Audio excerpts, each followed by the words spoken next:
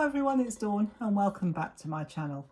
Well, today we're going to turn this bag into a box. This was just a plain red bag which came from a shop originally, or a store, but I'm going to turn it into a box. So it was just plain red all the way around like that, and I've just covered it with some wrapping paper to turn it into a Christmas box. So, or a Christmas bag at the moment. But what we're going to do first of all, we're just going to snip the handles off, and I think I need a bigger pair of scissors, but we'll probably manage. So I'm just going to do that like that. All I'm going to do is cut one end off and pull the other through like that. So there we go, we've got rid of the handles.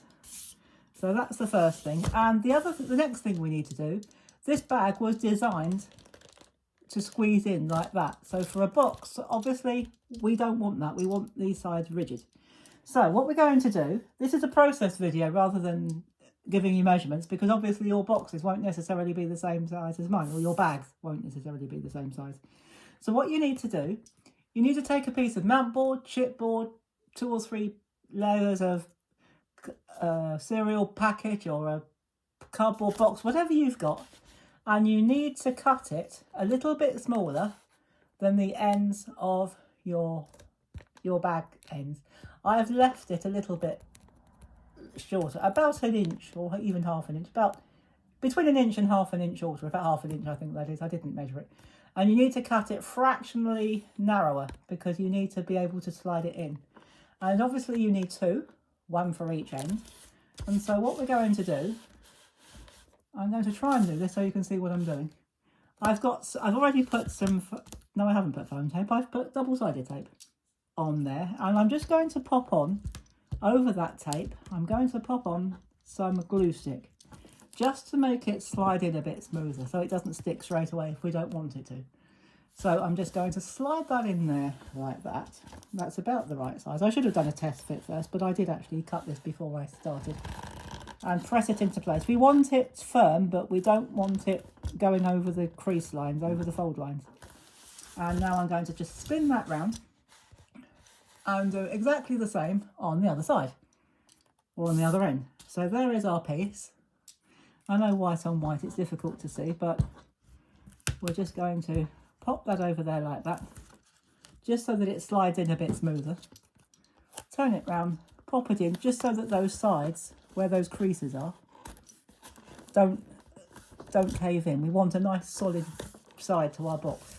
So there we have a nice solid box that hopefully now won't cave in or won't squash in. So I'm going to put that to the side, because what we're going to do for this box, we're going to make, it's not big enough to cut down and make a flap, so we're going to make a lid. And what you need to do, the first thing to do, because this is a process video, it's difficult to give measurements, but what I did with mine, I put the base onto my chosen card. I'm using red card. I drew around it, and then I drew an inch border all the way around. So you draw around, then you measure out an inch on all 4 sides, so you've got an inch border around your box, or about around your lid, what will be your lid. And I've already done the other end. Now where those lines, I scored mine as well. Once I drew them, I scored them at an inch all the way around. And what we're going to do, on the ends, where those 2 lines cross, or score lines cross, we're going to cut out a little wedge, like that, and on the end. It's just so that it folds in neatly. So again, we're going to cut up to the first score line. Don't go over it, just go up to it. And we're going to cut a wedge out of all 4 of these tabs. These are the tabs that hold the lid together.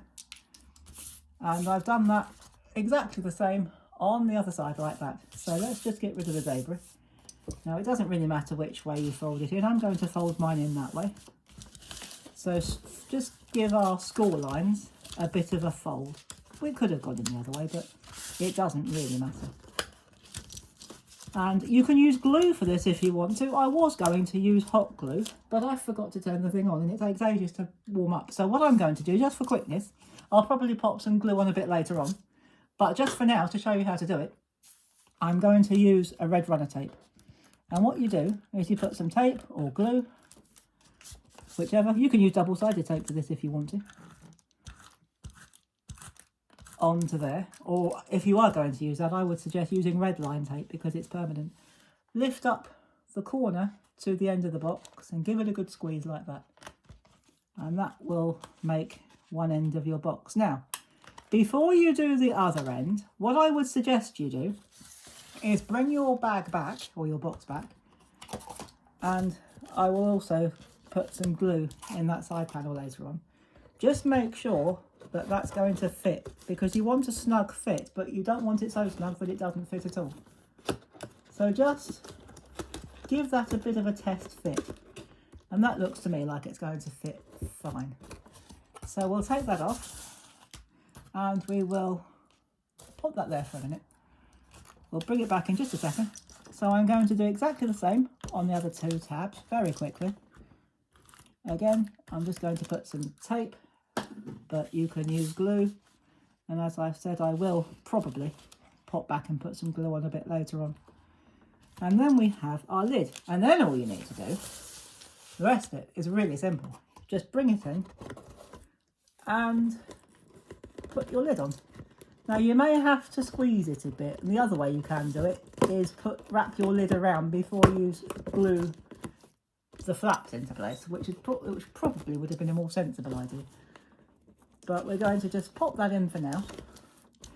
And there we have, oh there it did pop on, thought it might do. So there we go, there we have our lid and our box. So if you want to add some more decoration to that, you can. You could add a label on the front, or you could add a label on the top. Because this paper is so patterned already, I'm going to leave it like that. I'm not going to put any more embellishments on it. But if you want to put a tag or an embellishment, if you want to build up a bit of a 3D image, you can. That's entirely up to you. Once you've done the basics of these boxes, you can decorate them to your heart's content, or you can leave them fairly plain and let the paper do the work for you.